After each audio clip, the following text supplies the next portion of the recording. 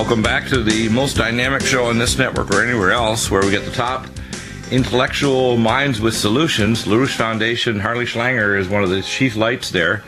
Linda LaRouche and many others like Keisha Rogers. That's why I have people like Harley back on. Harley, you sent some very important links today for today's show. And one of the second articles, I love the title, it says, Obama is the detonator for World War. Let's go through all the key issues that are burning. We now have the, as I say, we're going to save on Air Force One fuel and staffing because we're going to have Broomstick One if Hillary Clinton gets in. We have a situation now where the Republican Party have a number of pseudo-candidates. The only one I can see that's actually reasonable is Rand Paul, period. Marco Rubio and Ted Cruz should not even be in the running because they're not American-born. And we have to look at their policies as well. Things are pretty desperate, but I believe the American people, once they have a vision, as it says, my people perish for lack of vision. LaRouche Foundation for decades has given vision to the people. Tell us what the latest update is. Well, it's hard to know sometimes where to start because if you start with the atrocities associated with Obama, you could end up talking for 2 or 3 hours and not exhaust the subject. As far as the 2016 presidential race, let's just start with that for a second. At this point, there's not a single Republican who has shown a standard of qualification to serve, because not a single one of them will address the disaster of a Wall Street takeover of the presidency and the Congress. And that we have a government that's run by a financial and insurance cartel. I have to disagree on that point. I think that Rand Paul is a lot more Ron Paul in him, and although he's hiding his full agenda because he actually has a few clues, I can guarantee you that Rand Paul, who wants the auditing of the Fed and a moving back of like the Hamiltonian money system that the LaRouche Foundation has called for, he wants to have exactly the same standards and goals of the LaRouche Foundation, which is to take back money to be printed by the U.S. Treasury, to bring a Hamiltonian credit system, and to get rid of foreign entanglements, which is part of his Tea Party roots. So but he hasn't been talking about that in his presidential campaign, and that's a big problem. Because he has. Well, the problem is that Rand Paul will get to those issues, but the problem is right now he doesn't want to alienate parts of the Republican Party that think otherwise. But what's really going to happen is, I guarantee you that when Rand Paul gets in, if he does become president, some of the very first thing is the foreign entanglements that have caused us to get near World War III, the auditing of the Fed and the taking over of the money supply, and a whole wiping out of debt, because he wants the Obamacare gone, and he wants the quote the open borders and all the other foolishness gone. I guarantee you that Rand Paul, even though he's not quote talking about those on the radar right now, if you look at his creds and his background and the fact there's a lot more of Ron Paul and Rand Paul, he will be the candidate. And I think we need to get him linked up with the LaRouche Foundation, because your foundation, you've linked up to Rand Paul, and there is no Democratic candidate, by the way. Rand Paul will probably... Dr. Deagle, we're trying to do that, but here's the problem. And if that's what he really intended to do, then I think what he has to do is make that the issue now, and I'll tell you why. I agree with you. I think the strategy, whoever's doing a strategy... was that he would speak out on these issues. He openly attacked the idea of a Federal Reserve control of the country. I agree. I think that he needs more of his father's... carried nearly 25% of the voters in Republican primaries as a result of that. Now, if we had I agree with you. I think he needs the help of the LaRouche Foundation and his father to properly direct the way he presents himself to the public, because I know his underlying policies are going to be quite different than what people perceive. And, of course, he's under tremendous attack from the media. The first thing they did is have some info babes attack him and say he doesn't like women. How ridiculous. Well, and the point I think what people need to understand... if you're running for president, you're going to get attacked for a lot of stupid reasons. Make them attack you for the right reason, what you stand for. And his father never shied away. And I don't agree with everything Ron Paul said, but the two things that I think were most clear in Ron Paul was his anti-Federal Reserve, anti-derivative, anti-Wall Street stand, and secondly, his non-entanglement in foreign affairs included Israel, whereas Rand Paul has made a very big public shift because they say the road to the Republican nomination runs through Sheldon Adelson. And I find that unconscionable for Rand Paul. No. Let me correct you on that. Let me correct you on that too, okay? And this needs to be said publicly. And I did this with Tim Alexander. Israel, as much as we don't like them, they're like a bad relative. They're like your first cousin, only when they come to the barbecue, they get drunk and they say obscene things. They're still your first cousin. If we didn't have the state of it's a real hell, and both of us have Hebrew and Jewish background, in the Middle East, we wouldn't have a drop of oil coming out of the Middle East, and we have no petrodollar, and the American economy would have already been decades ago destroyed. The real issue is we need to take over the control of the state of Israel, and in a sense, many of them are dual citizens. I believe we should annex Israel, so the Joint Chiefs of Staff can go to sleep at night knowing that the Israelis are not going to bomb the Bushehr reactor and start a nuclear war. I think what we have to do is have a reality check that Rand Paul is far more pragmatic and far more intelligent than even his father. And then, in fact, if he publicly states, like you stated, which I think he has to, these policies on the Federal Reserve, he will sweep to the leadership. The problem is that when we start making statements of he shouldn't ally themselves with the state of Israel or Sheldon Adelson, it's not a matter of lining up with Sheldon Adelson. Because it wouldn't matter if there were Sabbatean Jews running the place or bankers or all these billionaires.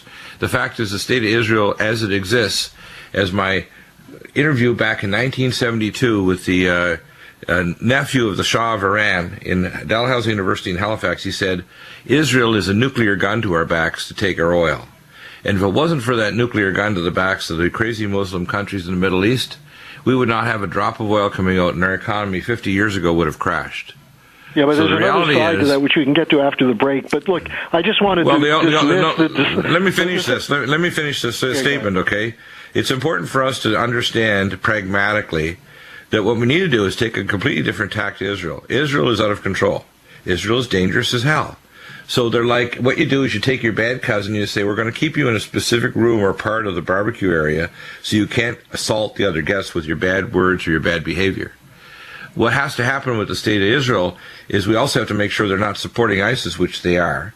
And Mr. Baghdadi is actually one of the senior Mossad agents there, and our government, which is dropping air supplies and so on to ISIL within ISIL controlled territory. You're just making my point.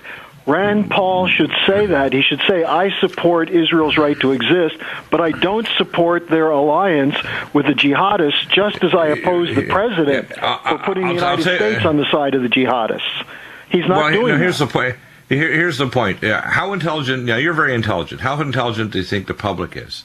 Do you think they're going to discern this? You've been in this field for, 30, 40 years? Do you think the average person in the public is going to be able to discern what you just said, which is very intelligent and very correct? Yeah, I think they would but if they saw it coming from... Yeah, but there's certain things you can say and other things, as they say, need to be understood.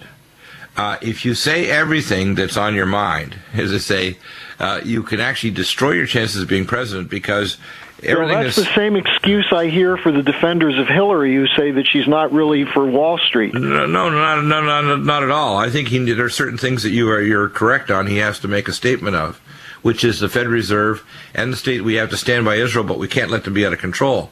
The fact that we have, do you know this, that since the second term of Obama, we have an entire division sitting at the Detonator reactor site to make sure the Israelis don't fire a nuclear weapon at Iran or Russia or anybody else? That's classified sources I have. So the fact is, Israel is out of their freaking minds, and we're out of our minds supporting not only Israel, but also ISIL without control. And we're playing both sides of this game, which is incredibly dangerous, which is why we're heading toward a nuclear war under Obama. But Rand Paul is the only candidate, even if he ain't perfect, he needs guidance by your organization, which I'm sure you're trying to do, and by his father to make sure they interact with the public to get the story across without saying everything and blowing it. Because believe me, people don't get it. They're not that smart. You make presumptions that people are as intelligent as you, and they aren't.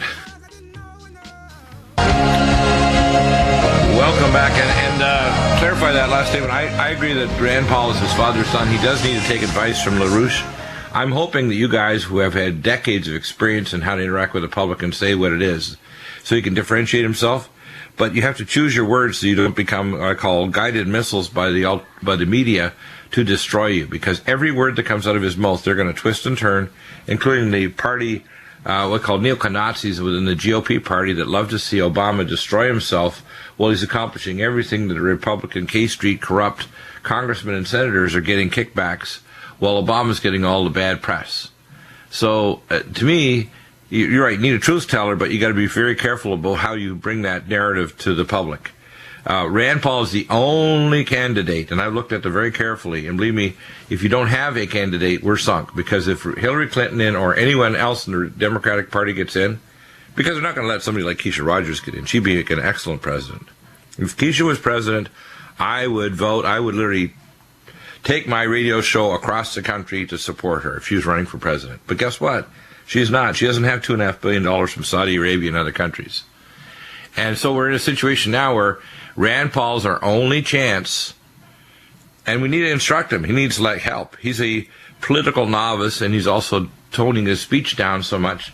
He's probably going to shoot both feet if he doesn't get some help, either from his father or from you guys at LaRouche. He'll not bring a narrative where the public will get on fire and say, we need to get behind Rand. Because I know his apple hasn't fallen far from the tree, but you're absolutely correct. If we don't support and also direct him, he's going to screw up, and we're going to be left with a hell of a mess. If Hillary gets in, it is the end of America. We will, within 3 to 4 years after her election, be in a full force economic collapse, world war, and revolution. That's what'll happen. Well, my point is the one that I have always fought for, which is that the problem in the country is that we've had a dumbing down and a brainwashing process that's been going on for a long time, but especially intensely since the period of the first George Herbert Walker Bush as president. Of course. You mean the criminal that helped to assassinate John F. Kennedy in Dealey Plaza. Well, and the point is that they've had a very powerful control over the educational system. For example, in economics, people think the choices are Keynesian government intervention versus free trade. Now, free trade has completely failed. It's become a globalized banker's dictatorship. But the alternative is not John Maynard Keynes. Keynes was from the same basic view of a monetary theory that you have with the Austrian school. He and von Hayek used to have very civil discussions, when the fact of the matter is that there's something called the American system, which both Keynes and the free traders oppose. Now, right. If you ask most people and you say free trade, they think that's what America's about. But we're about to have a so-called free trade agreement imposed on us by Obama, with support of most of the Republicans and enough Democrats to get it pushed through so that no one's going to know what's in the agreement until after it destroys our economy. Yeah. Isn't that obscene? I mean, haven't they already learned from the exported 50,000 factories since the beginning of 2000?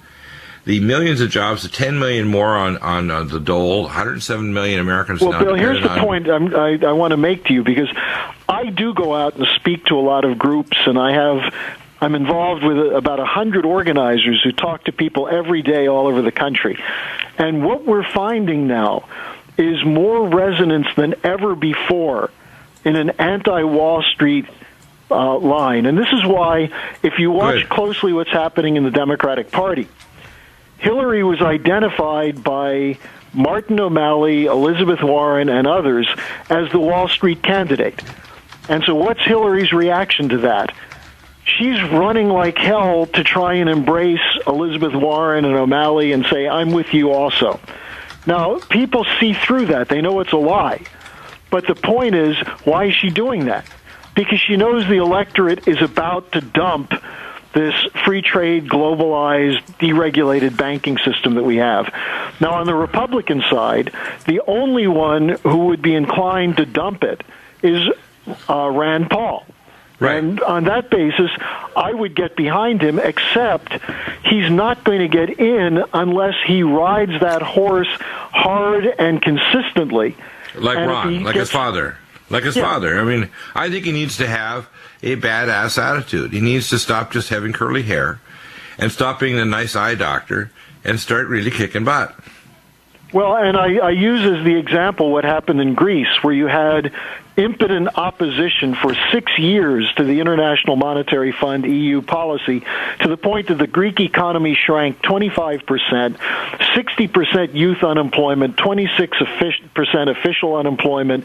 The life expectancy fell from 78 to 73 years, a collapse of the society. And no one stood up except one group called the Syriza Party, which 2 years ago was at 5% in the polls. Now they run the country. They're over 70% popularity rating, and they won the election by telling people they're killing you. The EU policy is killing you. We need an alternative. If the EU won't bend, we'll look for an alternative. And what are they doing now? They're talking to the BRICS countries, Russia and China in particular. So they went from being nowhere on the political map to becoming the governing party, which freaks out Obama. The EU is terrified of them. They have put more fear into the city of London than anything anybody else has done. And why? Because they went out and told the people, this is what we're going to do. We're going to stop this policy. Now, you look at the Republican Party. They won the 2014 midterm because they made Obama the issue. But what are they delivering on this? Nothing. They're letting Obama do whatever the hell he pleases. And in fact, they're dropping their opposition to Obamacare and dropping their opposition to some of these things.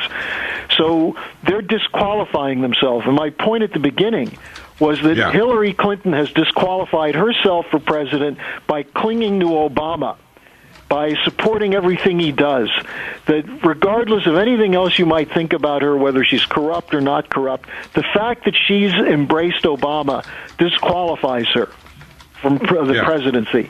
The Republicans who claim to be anti-Obama but have refused to move against him with an impeachment bill and by making that an issue, they're disqualified. And they're the same groups in both parties who defend Wall Street, who defend the bailouts. That's the only way you're going to get a change in this country is when you have a real debate, not the Romney-Obama debate or the McCain-Obama debate, but a real debate on where we're going as a nation. And I think Rand Paul has a potential to do that, but he's got to stop listening to people who say you need to appeal to the Jewish people. He needs to have a half hour a day with you. Well, arrange it. I arrange it. I can tell you, if he listened to you for a half hour or his so-called campaign manager, he probably could become president. But he's got to start getting some. You're right. He's got creds and he's got background, but he has to have a change in attitude and a change in the way he presents himself. You're absolutely right. Charlie, we're starting on a lot of issues here. Actually, I'm going to put in a press request over to the Rand Paul organization, and you're right. Right now, I found out from Jason Worsley, my project manager and guru here at Genesis Network, we are now number 3 on downloads of shows out of all 85 broadcasters here on Genesis Network. We're number 3, just after Alex and Joy Brown. And we have a lot of clout. People believe us because they know we're real. We will cover deep issues. We get really excellent people like yourself on, Harley. People like Michael Connolly from the U.S. Justice Foundation that put forward the documents to the Congress to actually impeach Obama. And you people have got wisdom. And if Rand Paul doesn't, get with a program to present himself better to the public between now and the summer, and we have, I call it, distraction. And the Republican Party did this on purpose. Putting forward people like Ted Cruz, who's a very excellent speechwriter, but he's a Canadian, and his wife is a CFR member, and even though he said they are a pit of vipers, does that mean his wife is also a viper? And then we have Mr. Good-looking Marco Rubio. He's a Cuban. He doesn't qualify, and he's got crazy policies that just basically line up with the leadership of the Republican Party that don't really want to change. They want to do the same crap as Obama, only they want to do it. They want to do it under the cover of, we've really got change now. We're going to give you a Republican version of the same bad policies that were Democratic in the last terms. So you're absolutely right, Harley. And if we don't get a change and we have an election, not a selection, because this needs to turn into an election. We haven't had an election since probably the death of Kennedy. We've had selections ever since, where they offer us. And the point I was making at the beginning is not to demean Rand Paul, but to say that we need someone who steps up and actually provides leadership now. That's you're like an older brother telling Rand Paul for an actual leader. And the thing that characterizes a leader, in my view, and Mr. LaRouche's view, is someone who tells the truth even if people don't want to hear it. And this is, look, the people are willing to allow themselves to be deluded. I mean, we did have Obama elected to a second term. People have been continuing to elect Harry Reid and John Boehner, even though these guys are phonies of the worst sort. So it's clear that people are willing to go along without really investing any energy or time to make a change as long as they think they can get by. We're now at a point where you can't get by anymore with these kinds of policies. No. And therefore what's necessary is someone to step up and say, you feel as though things are going in the wrong direction? You're right. You think your future is lost? You're right. Now, is that the American way? No, it's not. What's the American way? You work hard, you build something, and you have a future, and that way you know your life you've been able to make a meaningful contribution with your life. That's what is the pursuit of happiness. The ability to do that your life can have a meaning beyond the physical existence that you have. Right. Now, who can make that claim who's running for president right now? No one has a plan, a 1 or 2 generational plan to restore this country to be the economic powerhouse that can guarantee peace and security, not by sending our soldiers all over the world, but by sending our engineers and scientists and demonstrating that the American way works. This is what a presidential candidate should do. And if you don't have that, then you have the media telling you it's inevitable, it's going to be Jeb versus Hillary. If it's not Jeb versus Hillary, it will be Hillary versus some second stringer on the Republican side. And what we really need is a full-throttle debate on where we've gone wrong and how we get back on track. Yeah, I think so. And this is, I can feel the tension in your voice because people need to grasp how serious this is. A lot of people think that, we're just making this up. And you're a political analyst. Someone like Rand Paul is relatively, even though he's a senator, he's relatively a novice. And he's naive about the fact of how you present yourself. Let me give you an example, because I just got a report from Lyndon LaRouche a few minutes ago about what the Saudis are doing in Yemen. Now, yesterday there was a big announcement. The Saudis had accomplished their objective, and now they're going to pull back. And the reality is that the Joint Chiefs of Staff of the U.S. military told the Saudis to cut this out because you're increasing the danger of a Gulf of Tonkin incident with Iran in the Gulf there that's going to lead to military exchange and possible nuclear war. So the Saudis pulled back for 12 hours. Now, while they were pulling back, what became clear is that the Houthis, who are the powerful force that is now controlling most of Yemen, that they weren't going to submit to the bombing campaign. They weren't going to give up, not because they're supported by Iran. These are northern tribesmen from the hills of northern Yemen, which is a very tough area to live. They're backed by much of the military of Yemen, which turned against the president of Yemen, Mr. Hadi, because Hadi is aligned with Obama. Right.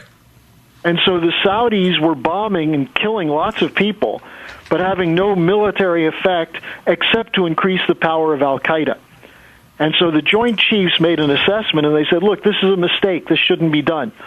The Saudis briefly pulled back, and then they announced they're going to keep bombing just an hour ago. Now, what's the issue here? Is it really Yemen? No, it's the Saudis are part of a British and Anglo-American global imperial policy of tying the United States down into a no-win war in the Middle East and pushing the U.S. Into a confrontation with the Russians in Ukraine. If there's tension in my voice, it's because I see that we have a field of presidential candidates who are buying the line that Putin caused this. Now, if you actually look at the situation in Ukraine, long before the Russians had any intent of annexing Crimea, the West had an intent to move NATO to the Russian borders. And here's the real, just one sentence more on this. The Russians have been saying that the U.S. intention of putting these anti-missile defense systems in Poland and Romania was not to stop Iran, but to target Russia. And the U.S. kept saying, oh, no, that's not true. We wouldn't do that.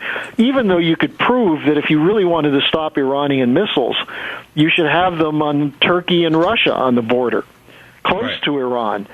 Now that the Iranians were about to get this agreement with Iran, why do we keep building the missiles? Why are we training neo-Nazi militia in Ukraine to deploy on the border of Russia? Why are we arming Estonia, Latvia, and Lithuania, saying that Putin's about to invade them? You know, Bill, your listeners should know this. There was just a vote in Finland on Sunday, and the party that wanted Finland to join NATO got trounced by the opposition. Because the people in Europe don't want war. They don't want to support Nazis. But our president does.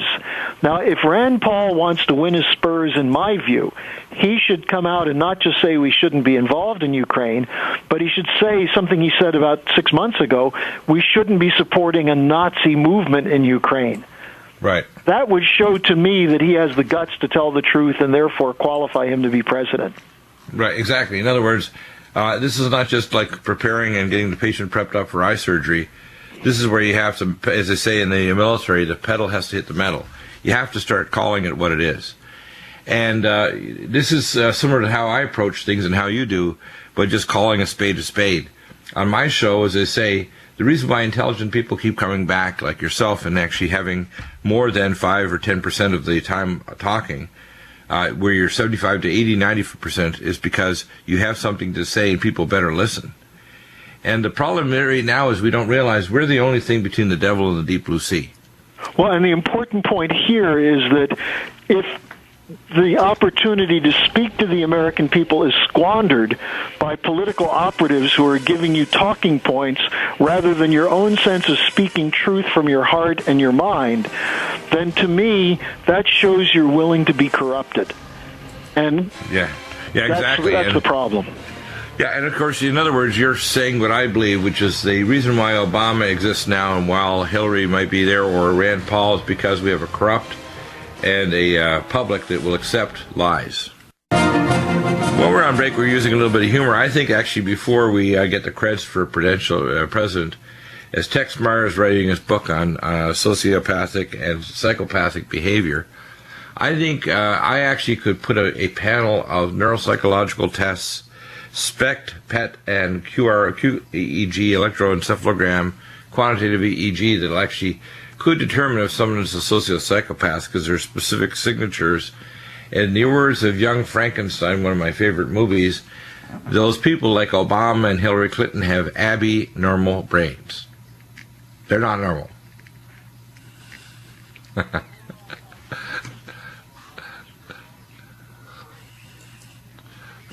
9 that Lyndon LaRouche first put out his diagnosis. And his diagnosis is not that of a psychiatrist, but as someone who's a very acute observer of human behavior. It's pretty darn close. And what he said is Obama is a pathological narcissist. And we knew this from the following simple reason. We did everything we could at the request of a number of people in the Democratic Party to present to Obama an alternative to continuing the bailout policy, which was the policy of the Bush administration after the collapse of Lehman Brothers and the financial system. We spoke with people like Paul Volcker, who's been an adversary of ours for years. We spoke to people on the inside, and the message came back to us, he's not listening. He's not interested in an alternative picture. And we'd ask them why. And when you put together the responses of people who are trying to move this administration it painted a picture that was clear to LaRouche that that's because Obama assumed he was better than everyone else. He didn't care what other people thought. His whole issue from the day he stepped into the White House was that he would be a historic figure as the first black president. And so whatever he did was right. And this is where you get, Bush had a similar kind of problem because Bush actually told people he was chosen by God to be president so that he would be on the scene when 9/11 happened. Now, maybe if he was chosen by God, it was because he's so stupid that he wouldn't intervene in his own administration to stop 9/11. Now, if he intellectually had the brains of Archimedes or Moses or Johann Goethe or Voltaire, perhaps he actually would have some basis upon which to base it. And in fact, all those people that are that bright, although the people call them narcissists because they have very high intelligence or creative ability, they usually aren't. They're usually people that are down to earth that can be taught, which is why one of the reasons why they're so smart, because they can be taught. So the problem with Obama is he's actually of marginal intelligence that can't be taught, and his viewpoints based or not based on talent or ability. Because if he was, like as I say, the intelligence of somebody like Archimedes or Goethe or Albert Einstein, somebody that had remarkable leadership capacity like Moses, people would follow him because he'd have ideas that actually would be valid. But he doesn't. Look, I think it's just a little bit different. I think he was chosen because his ambition and his narcissism overpowered any other tendency toward human interaction. And of course. In fact, that's why Zbigniew Brzezinski from the Grand Chessboard, he was a perfect pawn, a perfect player in this chessboard because he's so narcissistic he could easily be manipulated because he's a prostitute. He's so narcissistic he doesn't have the intellectual capacity of his own original ideas or be taught by people who are good advisors. So bad advisors move this pawn who's narcissistic, try to convince him it's his ideas, and make him think that, yes, I really do deserve the Nobel Prize in Peace, even within the first 2 weeks of his first term, even though he had done nothing other than, as one child says, he didn't get the Nobel Peace Prize, he got the Nobel Teeth Prize for a big smile. Well, he was selected because it was known, his mother's character was known. His mother was a very degenerate personality who went to work for the Ford Foundation. She actually worked under Tim Geithner's father in Indonesia, and for all I know, she may have spent some time under Tim Geithner's father. She was very promiscuous, very tied into this whole 60s rock, sex, drug counterculture. And the identity she gave to her son, I mean, you read the stories of him, he was aimless. He had no sense of direction, and all of a sudden he ends up in Harvard with grants and foundations backing him. Everything was paved for him. He's the perfect Manchurian candidate. Now, since he's been in office, if you look at the way that the opposition was run against him, it was run in a way to actually make people more sympathetic to him. Conservatives bringing up the birth certificate and this and that, deflecting the charges that he's incompetent, immoral, and going against the Constitution. I think the problem was that there was a deliberate effort to make the opposition personal rather than to direct it at what should be, which is that he's incapable of serving as a president because he opposes the Constitution. And as a result, no one was willing to touch the real issues. And so his remaining in office, and if you look at the California crisis now with water, you look at what's happening with Libya blowing to pieces, the situation in eastern Ukraine, you see that this is exactly what he was put in office to do, and people who should know better are not doing anything. The only ones who are effectively opposing him are his own Joint Chiefs of Staff, who are trying to mitigate the damage. But the military has a tradition of not intervening politically. And so, as a result, it's up to us. We have to intervene. And too many of the American people are sitting around saying, well, he's only going to be in there for another year and a half. I mean, do you know how much damage he can do between now and January 2017? Well, the first thing he's going to do is he's going to continue to push Obamacare, which is destroying the healthcare system, into the death spiral. Second is his policies are going to start and literally have the completing run for a Gulf of Tonkin event occurring in the Persian Gulf and the Strait of Hormuz, which means there'll be no oil coming out and there'll be a crash of the world economy. Well, and that's if we escape the danger that he's going to provoke the Russians into a nuclear World War III. Right, and then we have the crazy Republican Party, who these corrupt maniacs decided that it was a good idea to give what we call His Majesty's Obama the right to set up a Trans-Pacific Partnership which will further destroy the economy for more globalism that isn't really, quote, free at all. In fact, what it does is hand over sovereignty so Congress and the Senate and the state governments become vestigial, and the transnational corporations and their boards in this so-called partnership take over total control of our economy and destroy it. That's what's coming. It's interesting. The Republicans are totally committed to it because it's corporate cartels. And Obama's telling the Democrats, do you think I would do something that would hurt our people? All you have to do is look at his record and see that he's done everything to hurt people. So why would someone accept this on his word? Well, see, because he's been a good salesman, at least the first term. The second term, I'm amazed that people still think just because he's, quote, partially black, he's also partially white, by the way, that somehow he can get away with doing things to black people that no white man, as a slave owner, before the end of slavery in the United States would get away with. In a sense, he's beating the slaves. He's wiping out the middle class. He increases the roles of people that are underemployed, unemployed, and just given up. So now the real unemployment is probably 12. Just to bring this to the real spear point, what we're talking about is that if someone really wants to be taken seriously as a candidate for president, they should be putting forward now what should be done to reverse our economic collapse, what should be done to reverse our military failure, our collapse of education. They should be putting that on the table now. And that's the problem with all the candidates in both parties. They have no solutions. Candidate one, Rand Paul, will be called and contacted, and if he doesn't respond, I will be the first to set the fire torch at his feet.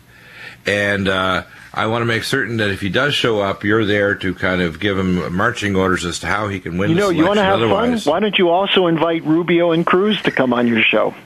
Yeah, that'd be fun. These guys Ted might be Cruz fast. Why he's so worried about someone who gets $10 an hour or $150 a month for a family of four for food stamps when he's not raised a concern at all about $29 trillion going to Wall Street. Right. The fact is that you raise good questions like me. It's like an intellectual wood chipper. These people head first would come out in little tiny slices on the other side, wouldn't they? Well, I'd hate to see that, to tell you the truth. I would love to see that, actually. My attitude on this program is bring it on. It's an intellectual cage mix mental destroy their arguments and show that they're nothing but prostitutes and opportunists. Well, I think Ted Cruz, for example, if the CFR are a pit of vipers, he's down there having sex with the vipers. How's that? All right, well, people should go to LaRouchePAC.com. This Saturday, we're having a webcast on how to solve the water crisis. LaRouchePAC.com, it's going to be 3 o'clock Eastern Time. Yeah, excellent.